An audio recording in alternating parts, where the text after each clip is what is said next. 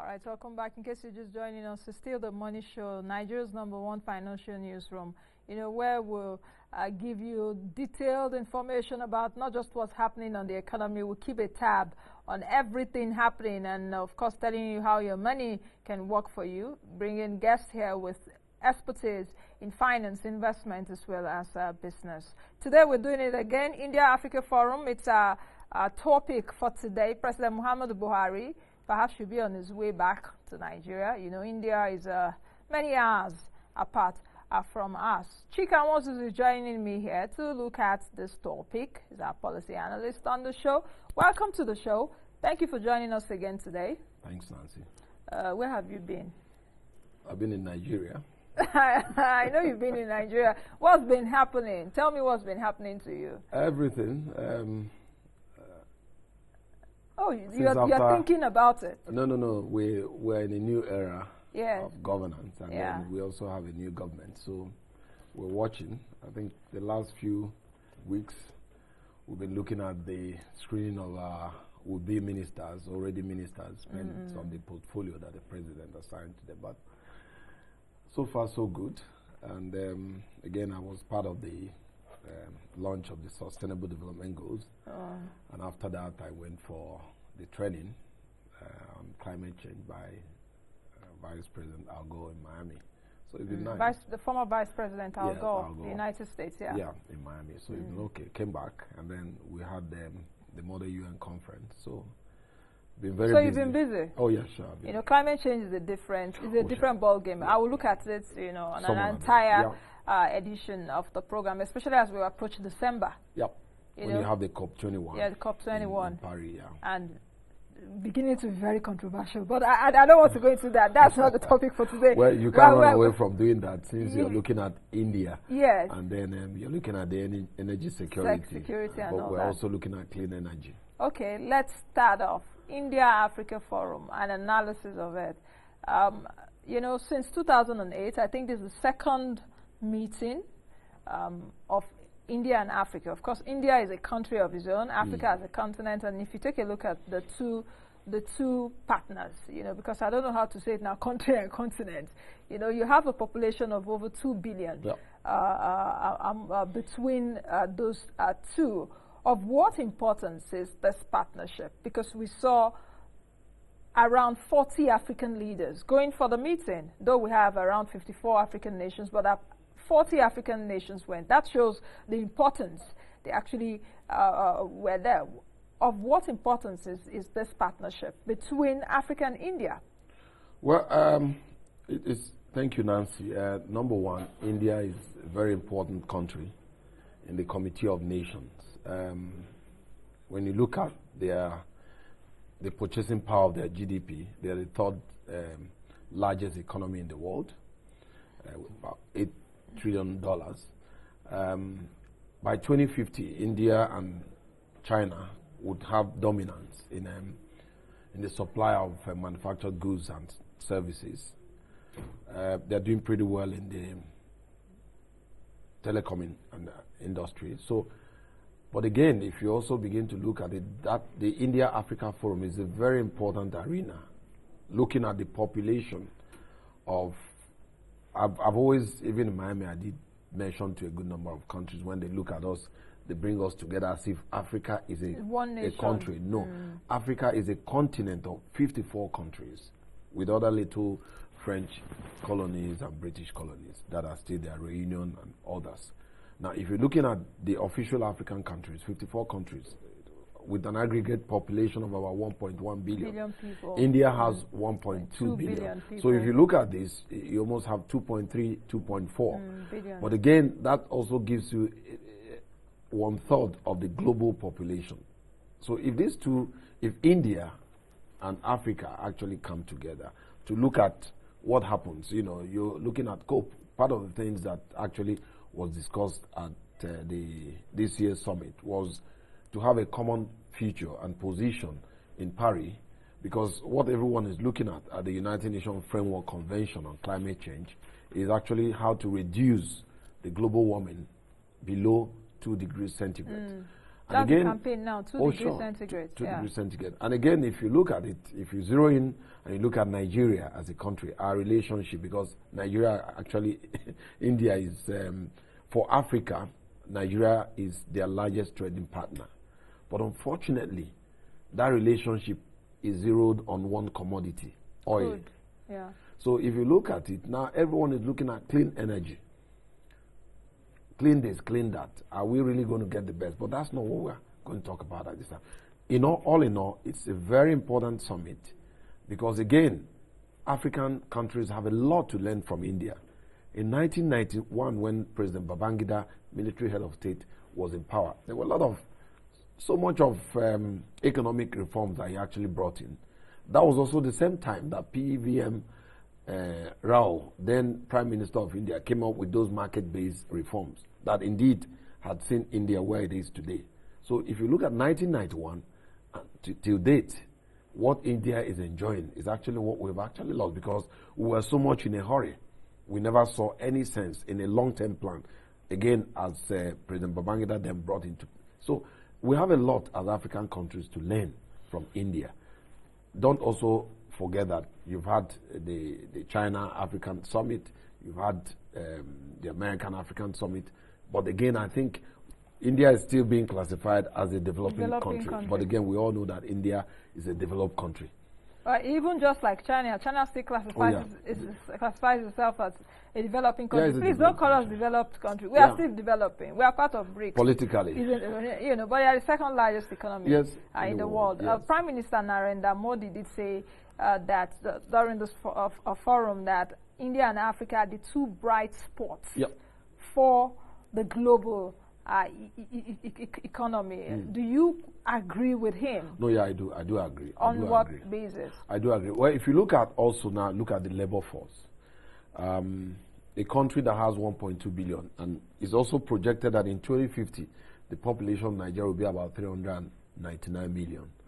And will be like the we're going to be the third largest after China and India. So if you look at all this, unfortunately, these other developed countries are no longer having kids by virtue of the things they are engaged in. China just yesterday lifted the one-child policy. Yes, sure. They lifted, but then also... That's been on since 1980? You look at the West.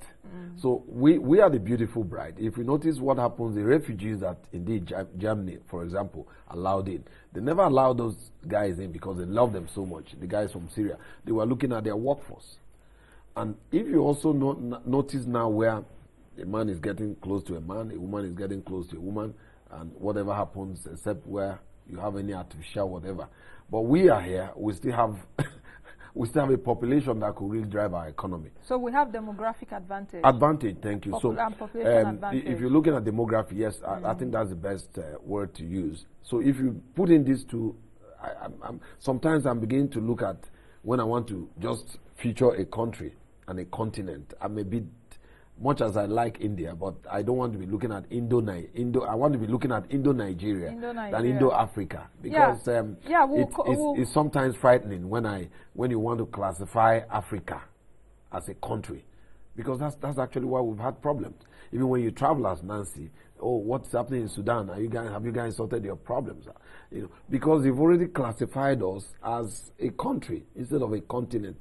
We have our individual problems. Does it now speak to how much volume does it speak out with in terms of Prime Minister Modi during this forum did say Africa should speak with one voice? Yep. He said it. Perhaps it also buttresses what you're saying. Yeah, but again, why did he actually say? No, there is this rivalry between the Anglophone and the Francophone. The Anglophone are not so much attached to their colonial master, but of course, the Francophone, either military park, economic park, they've always had things to do with France, their colonial master. And then so you have this rivalry, even in organizations that, like ECOWAS, where Nigeria puts in so much money. When it comes to the issue of allocation of positions, you notice that there is that comradeship on the part of the Francophone against the Anglophone. So, but again, we've always depended on what this other person said from this other country outside the African region. And most times, I think some of the African countries are still fighting the proxy war as a result of what we had in the past, the Cold War. So it's always like, I want to listen to this other person. But then again, Nancy, economically too, how many African countries do business with themselves outside Nigeria and South Africa? It's very easy, much easier for me to go to Frankfurt than for me to go to even Yaoundé. Yes. And how do you want African? But I think it's high time the Africans started speaking with one voice. That was what Narendra Modi said, that until we begin to speak with one voice, until we begin to get to have block vote, like the PDP had when it was time to elect the Senate president, until we begin to have a block vote, we might not get far. Please don't drag me into anything. No, I'm not dragging you. Now. I'm not dragging you into anything. Okay. Okay, in case you want to join the conversation, we're looking at India-Africa Forum. Of course, a 4-day meeting on the 26th of this month. It started. And ended 29th. Yesterday. But, you know, some leaders will be on their way back to their various countries. Tell us what you think about what we can learn from India. Of course, India, as we've said, we've repeated it here, India is a country with around 1.2 billion people, but you still have a very large percentage of people that are poor. Yep. But one thing we must also say of India is that in the last few years, they've been able to lift over 300 million people out of poverty. That's around right. 363 million out of poverty. Even during this forum, they had battery-powered cars that were taking the various leaders around from one venue to the other for this. How much significance does this actually play in terms of lessons that we can actually learn from India? Most of the drugs we consume here are from India. Including the fake ones. Yes, including the fake ones, you know.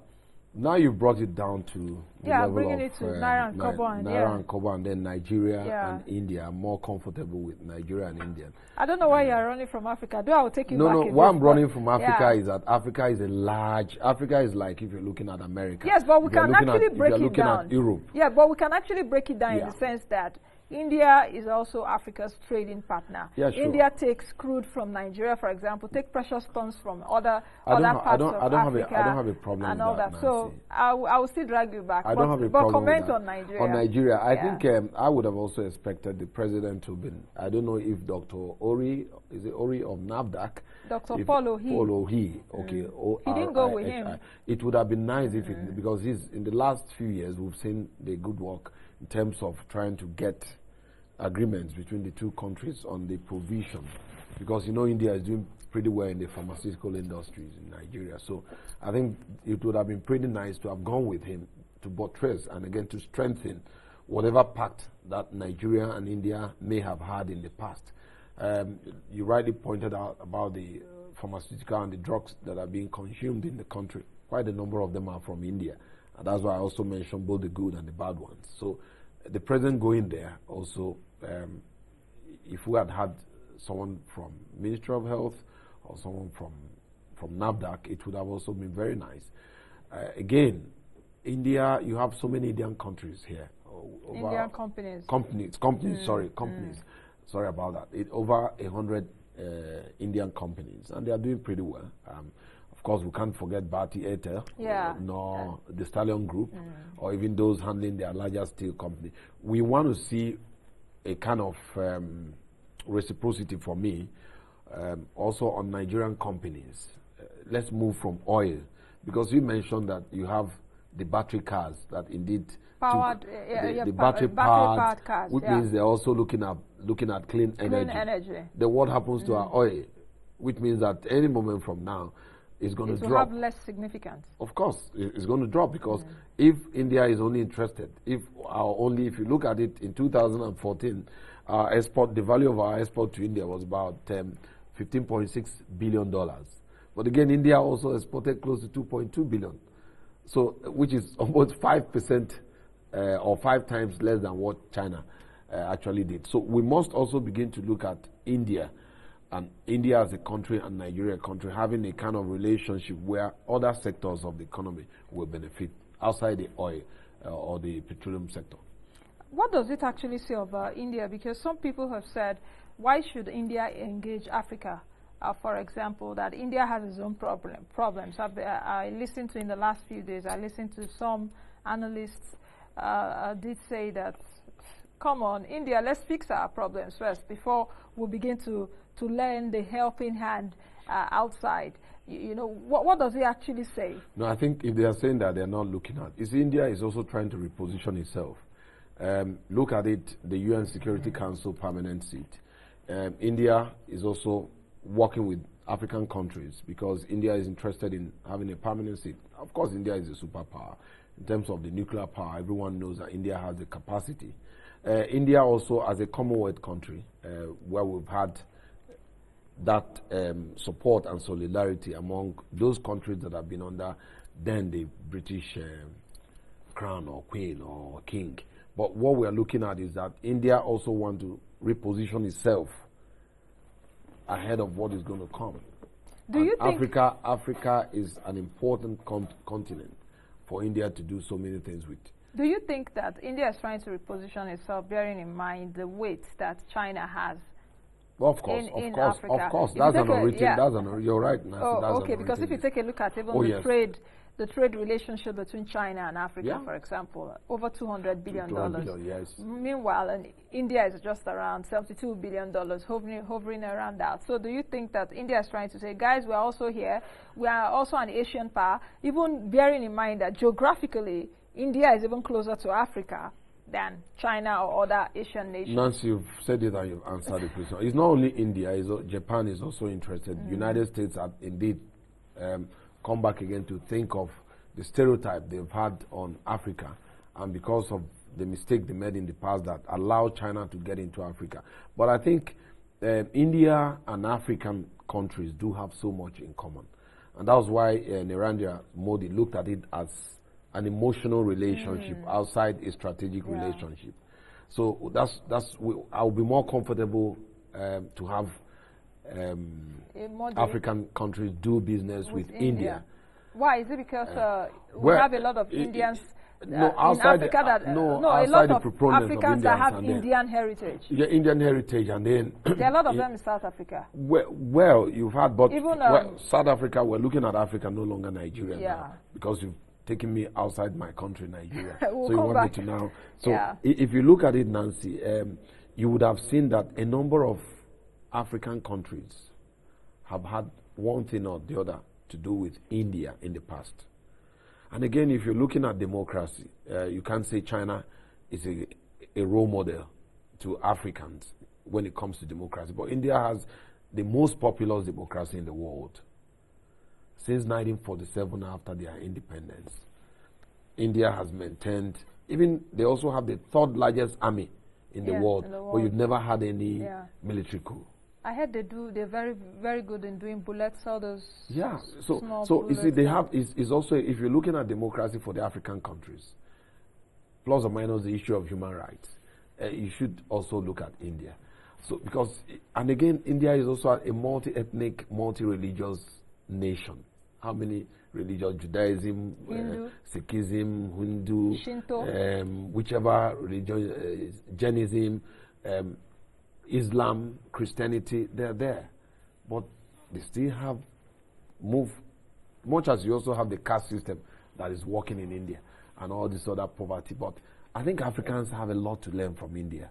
And probably they will learn from China or the United States. You also talked about the emotional attachment that Prime Minister Modi did come with to this forum. Is it Mahatma Gandhi? Isn't it? At the time he lived in South Africa, isn't it? So, well, you should have, because that's the person that you've always believed in.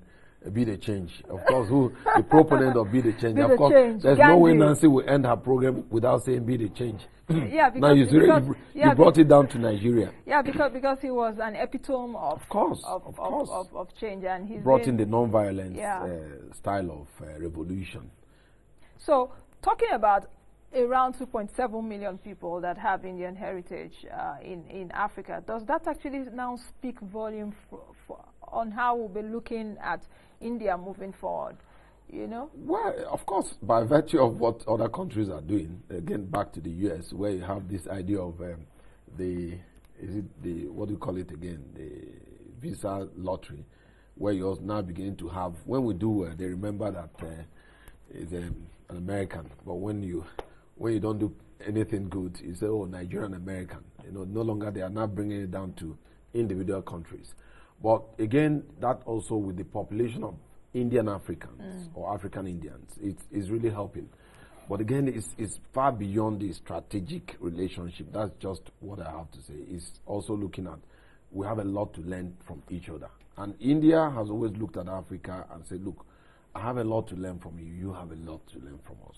I think some of the, I think I need to say some of those things that came out from this forum. Prime Minister Modi announced a credit at concessional rates of 10 billion US dollars over the next 5 years. And that's in addition to about $7.4 billion that was pledged in 2008. He also said that India will be offering an assistance of about 600 million US dollars.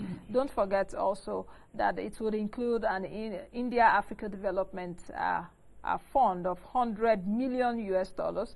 And Prime Minister Modi also recognized health, that a lot of people move from Africa to India to seek medical help. So he did say that an India-Africa Health Fund of $10 million would be set up. So I was looking at that. That was one particular area I was not. I thought it should have been taken higher, because 10 million. If you look at how much Nigerians actually spend on that medical tourism, if you had listened to senators, even on when our ministers were being asked questions or interviewed or whatever way they want to look at it, they had looked at the issue of this medical tourism to India. Of what benefit has it been? So if you're going to set up a fund, I would have loved to have a higher amount. A higher amount than 10 million US dollars. No, but they are also giving scholarship to 50,000 African students.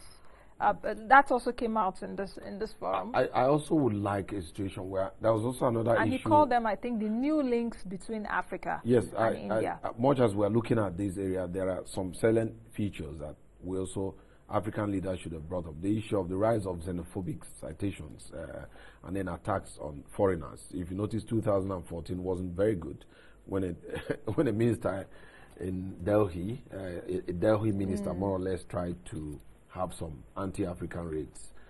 So we need to begin to look at, Indians should also look at how we have treated the Indians in our respective countries, other than just looking at Africans. One of them even addressed Nigeria as a cancer. So we must also, much as you're having this in India. But Nancy, there was also another feature that happened at this conference. The African leaders were pretty good in their presentation.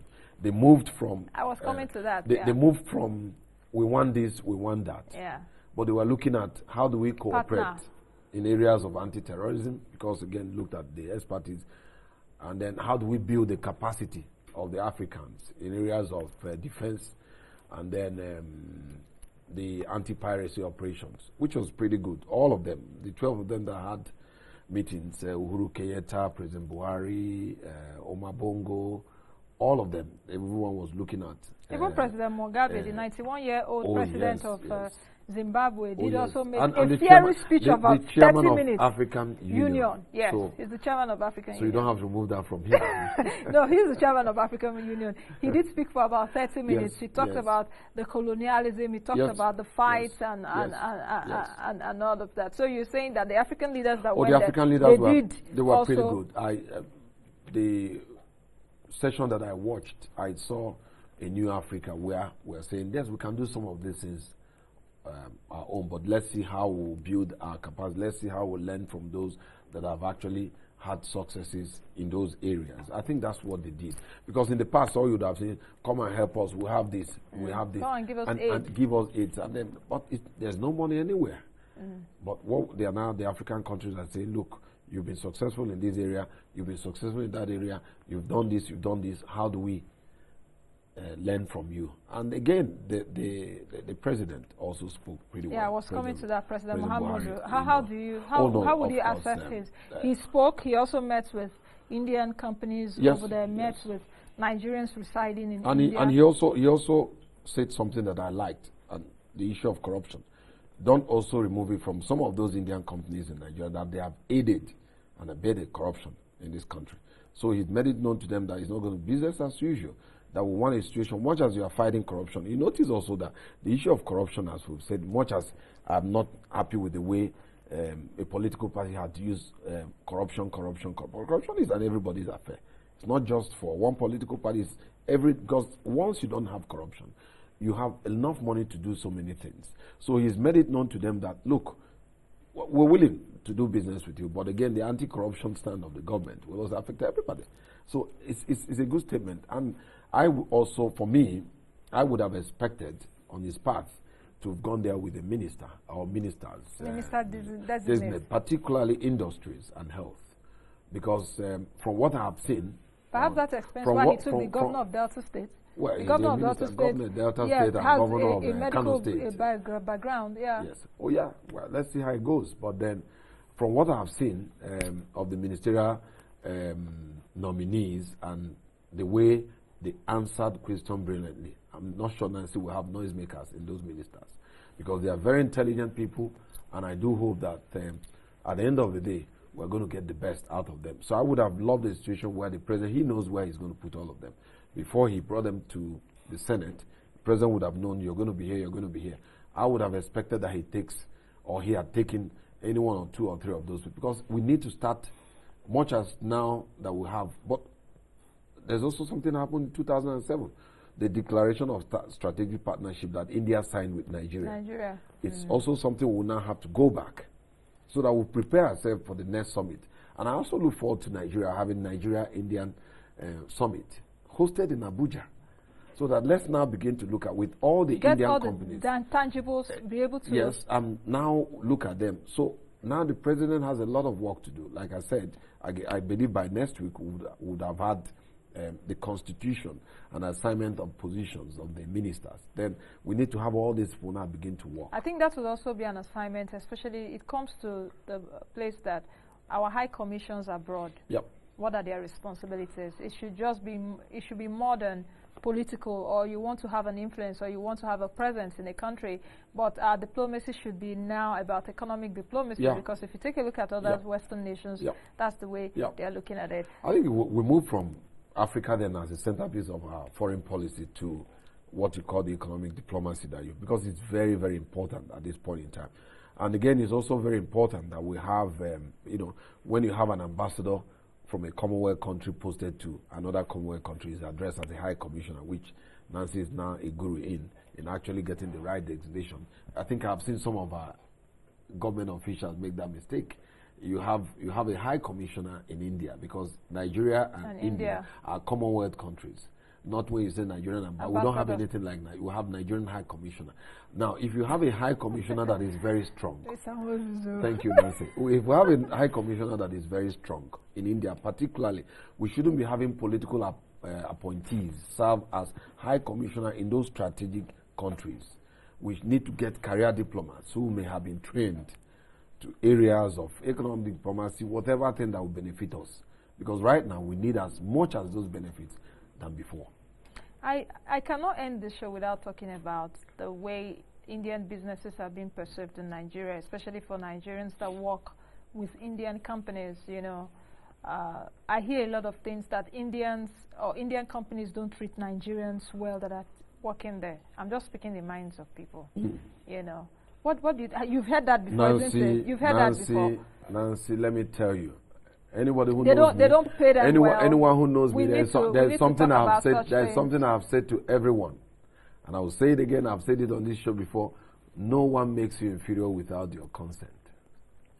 And it was by Eleanor Roosevelt. But the people will come, if they hear you say it, they'll say they don't have options. They are no jobs, they do have options. I think we have agencies. We have the Standard Organization. You have the Consumer Protection Council. We have so many of these agencies that defend human rights. And Human Rights Council, Commission. If there are reports by Nigerians, those reports should be investigated. Indians are here. We are a sovereign nation. Nigeria remains a sovereign nation. And we should not, because you're coming here to do business and you infringe on the rights of Nigerians, that will not be accepted. And I think it's also very important that we now understand the strength of the Nigerian worker and also the Nigerian Labour Congress. Let it not just be protests over increase of salaries. You need to have compliance departments in all these organizations and associations. Because unfortunately, what we have in all these associations are just pot-bellied leaders who probably are not interested in looking at the very important aspect of worker-employer relationship. I think it's very important. So we shouldn't just be looking at the Indians. If we talk to the Indians and say, you have to do the right thing, they will do the right thing.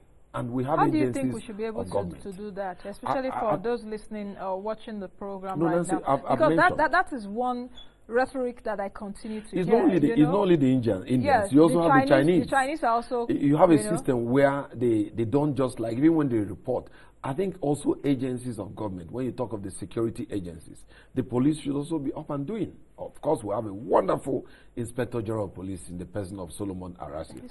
Everybody acknowledges that we've had the best of the Inspector General of Police. They should bring it to their attention. If they cannot, let them send a letter to him. People have sent letters to the force headquarters, and the man has acted. That is the kind of Inspector General of Police we need to have. We need to also have other heads of government agencies to be up and doing. You cannot infringe, you cannot tamper on the rights of Nigerian workers. And again, NLC or TUC or whatever group they call themselves, they need to also begin to look at the welfare of the workers. And if it means picketing an agency, they should do that. But again, no one makes you inferior without your consent. Your consent. I needed to bring that to bear because, we hear and we feel the pulse and the heartbeat of Nigerians everywhere we go to. And when we have platforms like this, we should be able to bring such things to the notice of Nigerians. Let's take some of your comments coming through on Twitter. Omomo is saying emotional attachment. Okay, Nigerian and West African soldiers defended India in World War II. Burma. Yeah. He said between Burma and India in World War II. Yeah. Perhaps some of our great-great-grandfathers. Yeah, they did that. It's more or less, when you see them with this more or less a climate change. Yeah, this is for thing climate that I change. have. So when you see them, they were having those Burma. It's an honor. Now we don't respect them again. The old soldiers, we always say that they fought in the Burma War. So we've had attachment. It's emotional attachment, like the Prime Minister actually pointed out. Okay, Talk Africa, Tony saying no nation is ever destroyed by trade.